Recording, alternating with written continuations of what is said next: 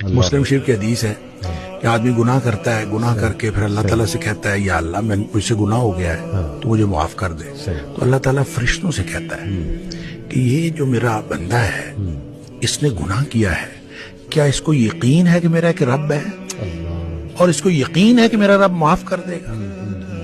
اور فرشتے کہتے ہیں یا اللہ یقیناً اس کو یہ یقین ہے، اسی لیے تو آپ سے معافی مانگ رہے ہیں۔ اللہ تعالیٰ فرماتے ہیں میں نے اس کو معاف کر دیا۔ کیا بات! اچھا کچھ دیر بعد پھر گناہ کر لیتا ہے، پھر بیٹھ جاتا ہے، رب انی اذنبت ذنبا، اللہ مجھ سے گناہ ہو گیا ہے، صحیح، تو پھر معافی مانگتا ہے اللہ تو مجھے معاف کر دے۔